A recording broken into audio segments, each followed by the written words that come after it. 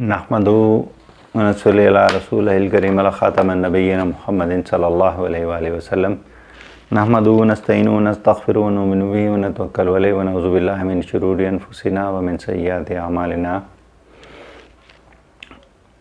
میں ابو عبداللہ وسیم ارشد آپ سے مخاطب ہوں اور آپ دیکھ رہے ہیں میرا چینل فہم و عمل۔ تو اس میں میری گفتگو چل رہی تھی حیا کے موضوع پر، جس میں نے پہلے مرد و عورت دونوں کے حیا سے متعلق کچھ گفتگو کی تھی۔ تو ابھی میں صرف مردوں سے متعلق اس کو زیر بحث لاؤں گا۔ اس کے بعد انشاءاللہ تعالی جو ہے مزید اسی کو جاری رکھوں گا، کیونکہ یہ حیا کا موضوع ایسا ہے اور میں سمجھتا ہوں یہ وقت کی اہم ضرورت بھی ہے، کیونکہ میں سمجھتا ہوں کہ ہمارے معاشرہ میں اس وقت جو بے راہ روی جو بہت زیادہ پھیل رہی ہے، وہ یہی ہماری حصہ حیا کی کمی، یا اس حصہ حیا کو اس طریقے سے اور اس کا تصور بدل دیا گیا ہے کہ ہم لوگ اس کو کچھ سمجھتے ہی نہیں ہیں، اور یہ ہماری باہمی عزتوں کی پامالی کا باعث بھی بن رہا ہے اور بہت زیادہ شدت کے ساتھ بن رہا ہے، اور اس پر ہمیں بہت زیادہ سنجیدگی سے توجہ کرنے کی ضرورت ہے، تاکہ ہمارے معاشرہ میں بہتری آ سکے اور ہم اچھے اور پختہ اور صحیح سچے خالص مسلم بن سکیں، تاکہ رسول اللہ صلی اللہ علیہ وآلہ وسلم کے لیے روز قیامت ہم باعث فخر ہوں ان کے احکامات پر عمل کرنے کی وجہ سے۔ تو چلیے میں گفتگو کا ابتدا کرتا ہوں کہ حیا مردوں سے۔ اب مردوں کی حیا کو ہی میں کیوں زیر بحث لایا ہوں، میں پھر وہی ابتدا کروں گا کہ اللہ سبحانہ وتعالیٰ نے پہلے مردوں سے کہا ہے کل المؤمنین یغضضن بابصارہن، اے نبی صلی اللہ علیہ وآلہ وسلم ان مردوں سے کہہ دیجئے کہ اپنی نگاہوں کو نیچی رکھیں۔ اللہ تعالیٰ نے پہلے مردوں سے ہی کیوں کہا نگاہوں کو نیچی رکھیں؟ ظاہری بات ہے، ہر چیز میں اللہ سبحانہ وتعالیٰ نے قرآن کے اولین مخاطب جو ہیں آپ دیکھ لیں کہیں پر بھی اللہ سبحانہ وتعالیٰ نے مرد کو ہی جو ہے مخاطب کیا، ہر جگہ پر مرد کو فضیلت دی ہے، مرد کو آگے کیا ہے، مرد کو ہی مخاطب کر کے کہا ہے۔ جہاں پر بھی آپ صلی اللہ علیہ وآلہ وسلم کے فرامین ملتے ہیں تو پہلے آپ صلی اللہ علیہ وسلم بھی مردوں سے مخاطب ملتے ہیں، کیونکہ اولین مخاطب ہر چیز میں مرد ہی آتا ہے۔ میں اس کو یوں ترجمہ کیا کرتا ہوں، میم سے مرد ہے اور میم سے معاشرہ ہے، کہ معاشرہ مرد سے بنتا ہے، عورت بھی ہے، خواتین بھی ہیں۔ معاشرہ یہ نہیں کہ بالکل ان کو کٹ آف کر دیا جائے، ان کو ایک طرف کر دیا جائے، ایسا نہیں ہے، لیکن جو باہر کا ارد گرد کا معاشرہ ہمارے ارد گرد جو پھیلی ہوئی ہے، یہ سارا یہ مردوں سے ہے، کیونکہ مرد سے معاش ہے، مرد سے معاشرہ ہے۔ میں سمجھتا ہوں مرد جو ہے وہ اولین چیز ہے معاشرہ کو ترتیب دینے میں، اور اسی کا زیادہ کردار ہے، اسی کے کردار میں جھول اور اسی کے کردار میں کمی بیشی ہمارے معاشرے میں زیادہ خرابیوں کا جو باعث بنتی ہے۔ تو کیونکہ وہ ذمہ دار ہے، جب وہ اپنی ذمہ داری کو پوری نہیں کرتا تو توازن بگڑ جاتا ہے۔ تو کہنے کا پھر وہیں پہ آتا ہوں کہ اللہ سبحانہ وتعالیٰ نے مرد سے کہا کہ اپنی نگاہوں کو نیچی رکھیں۔ اب سوال یہ پیدا ہوتا ہے کہ نگاہوں، کیا میں اپنی نگاہوں کی حفاظت کرتا ہوں؟ کیا میں اپنی نگاہوں کو نیچی کرتا ہوں؟ قطعاً نہیں کرتا۔ یہ میری سب سے بڑی اللہ سبحانہ وتعالیٰ کی اس کے حکم کے خلاف جو میں جاتا ہوں، میری بہت بڑی غلطی ہے۔ غلطی کیا، میں اسے گستاخی اگر میں زمر میں کہوں تو یہ ظاہری بات ہے، جب اللہ سبحانہ وتعالیٰ کا حکم نہیں مانتا تو میں گستاخی کر رہا ہوں، اور پھر میں کیا کر رہا ہوں؟ تب یہ نگاہوں کو نیچی کہاں پر کرنا ہے؟ محرم غیر محرم رشتے وہ اللہ سبحانہ وتعالیٰ نے اور نبی صلی اللہ علیہ وآلہ وسلم نے واضح کر دیے۔ پھر نگاہوں کو نیچی کرنا ہے لغویات سے، لغو ہر وہ چیز جو کہ میرے لیے منع ہے، میرے لیے حرام ہے۔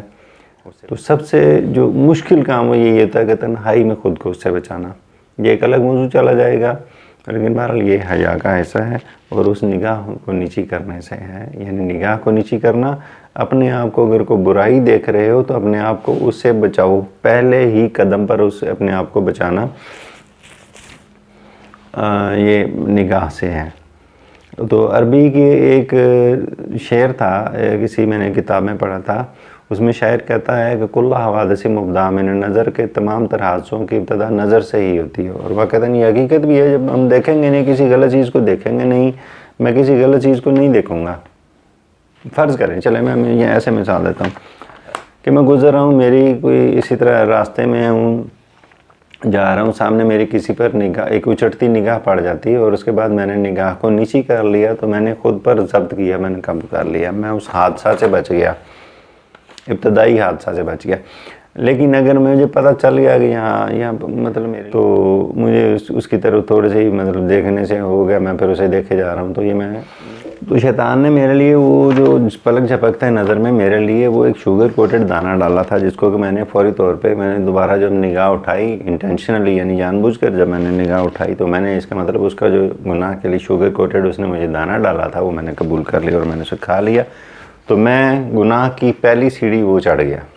تو اگر میں اپنی نگاہ کو نیچی کر لیتا، ضبط کر لیتا، تو میں اسی پہلے سے ہی بچ جاتا تھا۔ تو وہ عربی شاعر کہتا ہے کل حوادث مبدا من نظر، تمام تر حادثوں کی ابتدا نظر سے ہی ہوتی ہے، تو میں نے پہلے حادثہ کو میں نے کر لیا، اپنے ساتھ جان بوجھ کے کر لیا، کیوں میں نے اتفاقی نظر جو پڑ گئی وہ تو میرے لیے معاف تھی، پلک جھپکنا، اچڑتی نظر، اتفاقی نظر وہ جو پڑ جائے وہ تو معاف ہے، کیونکہ وہ اس میں میری نیت نہیں تھی کہ میں اس کی طرف دیکھوں، میں نے راہ تکنے کے لیے یا اپنی کسی وجہ سے میری نظر اس کے اوپر پڑ گئی، تو میں نے بس اچڑتی کہ میں نے دوسری طرف کر لیا، تو میں سمجھے اس پہلے ہی حادثے سے اگلے گناہ تک پہنچنے سے میں بچ گیا۔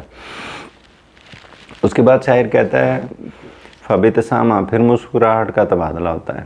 اب جب آپ نے اچڑتی نظر ڈالی، اسے اب محفوظ ہو گئے، لیکن اس کے بعد آپ نے میں نے جان بوجھ کے دیکھا، تو میں نے جیسے ہی اس کا شوگر کوٹڈ دانہ وہ میرے اندر گیا، اب کیا ہوا جی، اب اگلے درجے پر اس نے پہنچا دیا کہ جی مسکراؤ ذرا، کہ وہ بھی مسکرائے اور تمہارا آپس میں کو میل جول آگے بڑھے، کو بات آگے بڑھے۔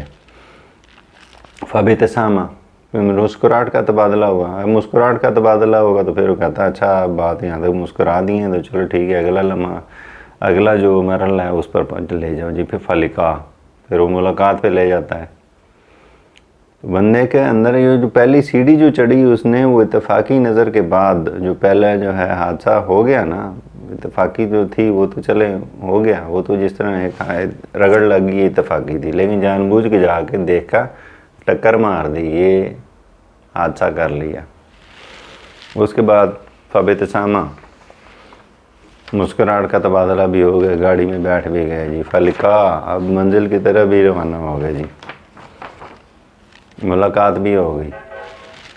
اب اس کے بعد آگے شاعر کیا کہتا ہوں میرے ذہن میں نہیں، لیکن میں آگے جو اس چیز کو ترجمہ کرتا ہوں جو میں کہتا ہوں، اس کے بعد آدھا زنا، ملاقات پہ چلے گئے، تنہائی کا موقع بھی میسر آ گیا، سب کچھ آ گیا، اب پھر اس نے اپنا ضلالت کر دی کہ جو میں پہلے ہی اگر میں اس درجہ پر رک جاتا کہ نگاہ کو اپنی ضبط کر لیتا تو اگلے درجے تک پہنچنے کی نوبت ہی نہیں آتی۔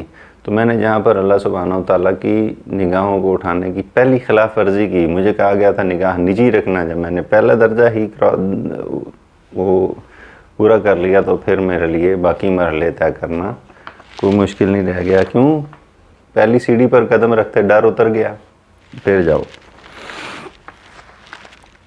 تو یہ تھا مردوں کو نگاہ نیچی کرنے کا حکم کہ، اور میں اب چلتا ہوں اسی درجے کا آگے۔ اب اور کیا ہمارے ہاں رائج ہے مردوں کے اندر، خاص طور پہ نوجوان حضرات کہ نوجوان نسل خاص طور پہ ایسی بگڑی ہوئی ہے، اب نکلتے ہیں فارغ بیٹھے ہیں جی، بازار کی طرف نکل چلیں، ٹھیک ہے جی، نکل گئے، جاتے ہوئے کوئی بھی راستے میں نظر آئی، بس نگاہ نیچی نہیں کرنی، سوال ہی پیدا نہیں ہوتا کہ نگاہ نیچی کرنی ہے، جاتی جاتی کہ سر سے پیر تک اس کے جو ہے جسم کی پیمائش کر کے چلیں، نہ صرف پیمائش کر کے جانی ہے بلکہ جہاں تک وہ جا رہی ہے، اگر اپنے گھر کی دہلیز تک جا رہی ہے تو اس کے گھر کے دروازے کے اندر تک نظروں نے چھوڑ کے آنا ہے۔ یہ ایک طرف ہو گیا، یہ تو راستے کی بات ہے۔ راستے کے بعد جب بازار میں چلے گئے، فارغ ہے جی، بازار میں اپنا کوئی نہ کوئی دوست بنایا ہوا ہے، کوئی اڈا بنایا ہوا، اس پہ جا کے بیٹھ گئے۔ اب بازار یقینی بات ہے گزر گاہ ہے، جہاں سے ہر کسی نے آنے جانے میں گزرنا ہے، وہاں پہ اپنی کرسیاں لیں یا جو بھی اپنی نشست لی جس کے اوپر بھی بیٹھنا ہے، جو بھی میسر ہے وہ بیٹھ گئے، راستے میں بیٹھ گئے۔ اب وہ دکان کے سامنے کا برآمدہ ہے تو وہاں سے خواتین آ رہی ہیں جا رہی ہیں، ہر آتی جاتی کے جسم کی پیمائش ہو رہی ہے، اس پر تبصرے ہو رہے ہیں۔ یہ غیرت کا جو ہے جنازہ اپنی کا وہ خود ہی نکال رہے ہیں بیٹھے۔ یہ خیال نہیں آتا کہ اگر میں کسی کی اسی طرح عزت پر ہاتھ ڈال رہا ہوں، کسی کی عزت کی نگاہوں سے میں پامالی کر رہا ہوں، تو میری جو عزت ہے اس کا بھی اسی طرح سے پامالی ہوگی، اس کی بھی اسی طرح کوئی عزت اپنی نگاہوں سے تاتار کر رہا ہوگا، اس کے بھی جسم کی کوئی اسی طرح پیمائش کر رہا ہوگا۔ لیکن یہ ہمارے ذہن سے قطعاً نکل چکا ہے، اور ایک دوسرے مسلمان کی عزت سے کھیلنا، اس کی حرمت، یہ ہمارے ذہن میں ہے ہی نہیں۔ اسے پتہ بس میں ہی میں ہوں اور میں ہی میں ہوں، کوئی دوسرے تو مسلمان کی عزت ہے ہی نہیں، وہ تو مسلمان ہے ہی نہیں شاید، نعوذ باللہ۔ اور نگاہوں کو جھکا دینا جو ہے، اسے میں کہتا ہوں نگاہوں کا پردہ ہے یہ، اور یہ پردہ اللہ سبحانہ وتعالیٰ نے اسی لیے کیا ہے کہ میں اگر اتفاقی نظر، اچڑتی نظر میری پڑ ہی گئی تو میں نگاہوں کو نیچی کر کے فٹ سے درمیان میں پردہ حائل کر دوں، تاکہ میرا اس گناہ کی طرف توجہ ہی نہ ہو، میرا اس گناہ کی طرف دھیان ہی نہ جائے۔ لیکن ہم لوگ اس کی پرواہ کہاں کرتے ہیں؟ ہمارے تو ذہن میں اتنے ہوس، اتنا لالچ جو ہے وہ بھرا ہوا ہے ان جسموں کا، اتنی حیا باختگی ہمارے اندر جو داخل ہو چکی ہے کہ کسی کی عزت کو ہم عزت نہیں سمجھتے۔ ہماری خواتین کا بھی بہت سارا قصور ہے کہ وہ ایسے لباس پہن کر بھڑکیلے اور بڑی لاش پش ہو کے وہ نکلتی ہیں۔ ان کی بھی میں نے خیر پہلے جو ہے میں نے آپ سے ہے اس میں بہت ساری ان کی حرکات کو میں نے اجاگر کیا ہے، ابھی آئے گا اس میں ان کی بھی حرکات کو بتاؤں گا کہ وہ بھی کیا کچھ کرتی ہیں۔ ظاہر ہے میں نے بھی الحمدللہ 49 سال زندگی گزاری ہے، ہم بھی اسی دور سے گزرے ہیں، نوجوانی سے، لیکن بحمدللہ تعالیٰ یہ فحاشی عریانی ہمارے اس وقت میں اتنی نہیں تھی جتنی اب دیکھی جا رہی ہے۔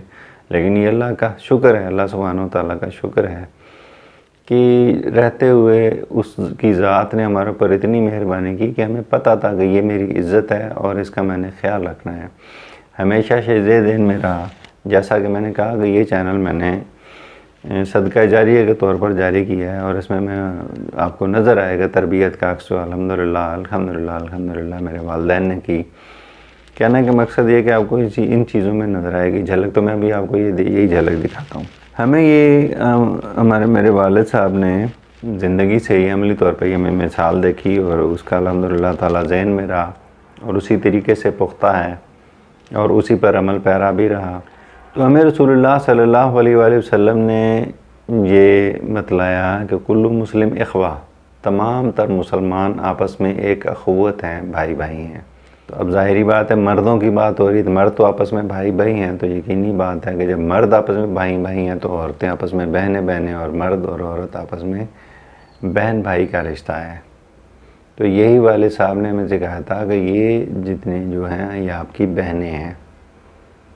جو معاشرہ میں ارد گرد جو خواتین ہمارے ارد گرد گزرتی ہیں یا جن سے ہمارا میل جول ہوتا ہے، کہیں میل ملاقات ہوتی ہے، تو یہ آپ کی بہنیں ہیں، ان کی بہنوں کی طرح عزت کرنی ہے۔ بحمدللہ تعالیٰ آج بھی ذہن میں وہی چیز ہے، وہی چیز ذہن میں بیٹھی ہوئی ہے کہ ان کو اپنی بہنوں کی طرح دیکھنا ہے، بہنوں کی طرح پیش آنا ہے، وہی احترام ان کو دینا ہے جو ہماری سگی بہن کے لیے۔ تو یہ کر بھلا سو ہو بھلا، اگر میں کسی کا حیا کرتا ہوں تو اللہ وہ مجھے اس طرح لوٹاتا ہے۔ اگر میں کسی کی عزت کو اپنی عزت سمجھتا ہوں، کسی کی بیٹی کو اپنی بیٹی سمجھتا ہوں، کسی کی بہن کو اپنی بہن سمجھتا ہوں، تو اللہ سبحانہ وتعالیٰ وہ مجھے اس طرح سے میرے لیے لوٹاتا ہے کہ میری عزت میرے خاندان اور اس کی وہ حفاظت کرتا ہے۔ کیوں؟ میں اس کی رضا کی خاطر کسی کی طرف نہیں اٹھاتا تو وہ پھر کس طرح میرے ساتھ یہ ہونے دے گا؟ قطعاً نہیں ہونے دے گا۔ یہ میرا الحمدللہ ایمان ہے۔ تو یہ ایک چھوٹی سی میں نے مثال اسی لیے پیش کی۔ تو کہنے کی بات یہ کہ حیا اگر آپ کرو گے آپ کا اپنا بھلا ہے۔ میں کر رہا ہوں، اگر میں نے اپنے اوپر اس چیز کو لاگو کیا، نفاذ کیا، احتیاطیں مطلب نگاہ کی حفاظت کی، تو یہ پھر اس طرح پردہ کے متعلق جو ہے، پردہ کن سے کرنا ہے نہیں کرنا، محرم غیر محرم رشتے وہ ایک الگ جو ہے اللہ سبحانہ وتعالیٰ نے بیان کیے ہیں۔ تو غیر محرم رشتوں میں جو ہے اب آ جاتا ہے ہمو، عورت کے جو مرد کی طرف سے رشتہ دار ہوتے ہیں ان کے لیے ہمو کا لفظ استعمال ہوا ہے، تو علماء حضرات نے اس کا ترجمہ دیور بھی کیا ہے۔ تو آپ صلی اللہ علیہ وسلم سے دیور کے متعلق سوال کیا گیا تو آپ صلی اللہ علیہ وسلم نے فرمایا دیور تو موت ہے، یعنی وہ محرم رشتہ بنا دیا ہے جبکہ وہ غیر محرم ہے. تو یہ اس سے وہ کہا گیا وہ تو موت ہے. اور ہمارے یہاں کیا چیز ہے, بیٹھے ہوئے ہیں جی گھروں میں, پردے کی کوئی پرواہ نہیں ہے. تمہیں زیادہ بھائی کا رشتہ پتہ ہے یا اللہ سبحانہ و تعالیٰ اور نبی صلی اللہ علیہ وسلم کو پتہ ہے, جنہوں نے کہا کہ تمہارے لیے موت ہے, تو ہے یا شیطان نے وہیں سے تو پہلا تمہارے اوپر حملہ کرنا ہے. تو یہ کیا چیز ہے, یہ وہ اس مرد کی بھی سب سے بڑی غلطی ہے, اسے بھی حیا کرنا چاہیے کہ یہ میرے لیے غیر محرم ہے, میں نے اس کی طرف نہیں رخ کرنا, اسے مجھے پردہ کرنا ہے. تو یہ ہمارے بر صغیر کے معاشرے میں یہ رائج ہے اور یہ نہایت غلط ہے. یہ اس کی غلطی ہے, اسے پتہ ہونا چاہیے کہ میرے لیے کون سے محرم ہے کون سے غیر محرم ہے. اس میں ہمارے بہت سارے دیگر یہ بھی قصور ہے. میں سمجھتا ہوں کہ ہماری تعلیم و تربیت کا بھی قصور ہے کہ جو میں یہ بتلایا نہیں جاتا کہ یہ رشتے آپ کے لیے محرم ہے, یہ غیر محرم ہے.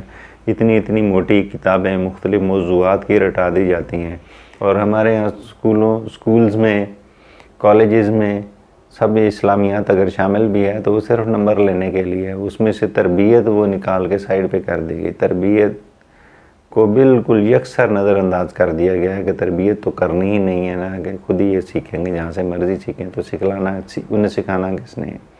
میں اگر اپنے بچوں کو ایسی چیزوں کی تعلیم نہیں دے رہا تو میں بہت بڑی غلطی کر رہا ہوں. کہ اگر میں اپنے بچوں کو, اپنے اہل و عیال کو میں ایسی چیزیں نہیں میں سکھلا رہا تو میں اپنا آپ برباد کر رہا ہوں, میں کسی کا کوئی نقصان نہیں کر رہا. میرے ذمہ اللہ سبحانہ و تعالیٰ نے جو لگائی ہے وہ تربیت ہے. اب یہاں پر بہت سارے لوگ یہ بھی سوال کرتے ہیں کہ نہیں جی میں کوشش تو بڑی کرتا ہوں لیکن میری کوئی بات نہیں مانتا. بھائی کوشش آپ کر رہے ہیں وہ میری اور آپ کی ذمہ داری ہے کوشش کرنا, ان کو سمجھانا. کیوں؟ کلکم راع و کلکم مسئول عن رعیتہ. تم میں سے ہر کوئی چرواہا ہے اپنی ان بھیڑ بکریوں کا جو کہ اس کی رعیت ہے. یعنی میں اپنے اہل و عیال کا چرواہا ہوں اور ان کو چرانا, یہ تربیت کرنا میری ذمہ داری ہے. اگر میں نہیں پوری کرتا تو مجھ سے اس کے بارے میں سوال ہوگا کہ تم نے کیوں نہیں پوری کی. کوشش کرنا میری ذمہ داری, آخر دم تک کوشش کرنا میری ذمہ داری ہے. چیز کو کھول کر بیان کر دینا, اس طرح سامنے کر کے رکھ دینا ہر چیز کہ یہ حق ہے, یہ جھوٹ ہے, یہ ایسا ہے, یہ ویسا ہے, یہ میری ذمہ داری میں نے سامنے رکھ دی ہے. ہدایت دینا اللہ کے ذمہ کہ جب یہ میں ذمہ داری پوری کر رہا ہوں تو جب روز قیامت مجھ سے سوال ہوگا تو میں اللہ سبحانہ تعالیٰ کو یہ عذر نہیں پیش کر سکتا کہ جی میں نے انہیں سکھلایا نہیں تھا. جو میں یہ کہوں گا کہ اللہ میں نے تو اپنی پوری کوشش کی تھی سمجھانے کی, ایک ایک چیز میں نے کھول کے سامنے رکھی تھی. جب ماننا ان پر تھا, میں نے تو اپنی یہ تیرے حکم کے مطابق ذمہ داری پوری کی, تب میری جان چھوٹے گی. لیکن اگر میں نے سرے سے کوشش ہی نہیں کی تو میں اللہ سبحانہ تعالیٰ کے سامنے کس طرح میں بیان کر سکتا ہوں کہ میں اپنی ذمہ داری پوری کر آیا ہوں. اس کے بعد بھی جب انہوں نے اس چیز کو تسلیم نہیں کیا, حق کو تسلیم نہیں کیا, تربیت کو اس کو تسلیم نہیں کیا جو کہ میں انہیں حقائق کے ساتھ بیان کر رہا تھا, سمجھا رہا تھا, تو اس کے بعد پھر میں بری ذمہ ہوں, کوئی بھی دوسرا بری ذمہ ہے. تو یہ چیز کہاں سے آئی ہے؟ رسول اللہ صلی اللہ علیہ وآلہ وسلم اس چیز کے بہت زیادہ حریص تھے, یعنی بہت زیادہ خواہش مند تھے کہ کوئی جو ہے یہ اسلام کی طرف آ جائے, اسلام کی طرف آ جائیں, دین امن کی طرف آ جائیں, اللہ کے اس عذاب سے یہ محفوظ رہیں, بچ جائیں. تو آپ اپنی سی پوری کوشش آخر دم تک کوشش کرتے تھے لیکن کسی کو ہدایت آتی کسی کو نہیں. تو آپ اس چیز پر رنجیدہ تھے. تو اسی بات پر اللہ سبحانہ و تعالیٰ نے کہ رسولوں کے ذمہ تو ٹھیک ٹھیک پہنچا دینا ہے, کہ رسولوں کی ذمہ داری اتنی ٹھیک ٹھیک پہنچا دینا. تو ہم بھی امانت دار ہیں, آپ صلی اللہ علیہ وآلہ وسلم کی ان تعلیمات کے ان کو پہنچانے کے, پہنچا دیا, ہماری ذمہ داری ختم. پھر دوسری جگہ پر اللہ تعالیٰ نے نبی صلی اللہ علیہ وسلم سے مخاطب ہو کر کہا کہ اے نبی, اگر آپ نے میرا پیغام لوگوں تک ٹھیک ٹھیک نہیں پہنچایا تو آپ نے رسالت کا حق ادا نہیں کیا. تو یہ تو نبی صلی اللہ علیہ وسلم کے بارے میں ہے. اگر اس چیز کو ہم اپنے طور پر دیکھیں کہ جو رسول اللہ صلی اللہ علیہ وآلہ وسلم کے ذریعے سے تعلیمات ہم تک پہنچی, آپ صلی اللہ علیہ وآلہ وسلم نے جو فرما دیا کہ میری طرف سے پہنچاؤ, خواہ وہ ایک آیت ہی کیوں نہ ہو, کہ اب میں اگر یہ اس پر عمل کرتے ہوئے میں نے آپ صلی اللہ علیہ وسلم کا پیغام میں نے نہیں پہنچایا, میں نے ہمت ہی نہیں کی, کوشش ہی نہیں کی, تو پھر تو میں قصوروار ہوں. لیکن جب میں نے اس چیز کو بعین ہی حق کے ساتھ, حقائق کے ساتھ اپنی زندگی کو پہلے عملی بناتے ہوئے جب میں نے اس کو پہنچانے کی کوشش کی تو پھر میں بری ذمہ ہوں، پھر میرے سے پوچھ تاچھ نہیں ہوگی، پھر اس چیز کی طرف نہیں آتا۔ پھر کہ میں نے اتنا کچھ کرنے کے باوجود اگلا بندہ ہدایت قبول نہیں کرتا تو اس کے لیے یہ ہے کہ ہو سکتا ہے کہ میں بے عمل ہوں، میں اپنا عمل صحیح طریقے سے پیش نہیں کر رہا، میں بات تو کر دیتا ہوں لیکن میں عمل نہیں کر رہا۔ پھر جب یہ تمام حجتیں پوری ہو جاتی ہیں تو پھر اللہ سبحانہ و تعالیٰ نے نبی صلی اللہ علیہ وسلم سے بھی کہا ہے لست علیہم بمسیطر، کہ آپ ان پر نگہبان مقرر نہیں ہیں، آپ نے ٹھیک ٹھیک پہنچا دیا، اس کے بعد آپ نگہبان نہیں ہیں، کہ وہ ہدایت دینا میری ذمہ داری ہے۔ تو ہمارا مقصد بھی وہی ہے، ہماری بھی ذمہ داری وہی ہے کہ ہمارا مقصد ایک پیغام کو ٹھیک ٹھیک پہنچا دینا ہے۔ اگر میں نے ٹھیک ٹھیک پیغام پہنچا دیا ہو گئی، اگر ٹھیک ٹھیک پیغام نہیں پہنچایا تو ذمہ داری میں نے پوری نہیں کی تو پھر مجھ سے اس کی پرسش ہوگی، میرے سے پوچھا جائے گا۔ تو یہ گفتگو لمبی سے لمبی تر ہوتی جائے گی۔ حیا کے موضوع پر میں پہلے گفتگو مکمل کر چکا ہوں تو یہ تھوڑا سا اس سے آگے تھا اور یہ بھی جاری رہے گا کیونکہ یہ موضوع طویل تر ہے اور اس پر بہت ساری گفتگو کرنے کی ضرورت ہے۔ تو اس کے ساتھ ہی میں آپ تمام احباب سے آپ کی دعاؤں کے ساتھ اجازت چاہوں گا، کفارہ مجلس کی دعا کے ساتھ۔ سبحانک اللہم و بحمدک اشہد ان لا الہ الا انت استغفرک و اتوب الیک۔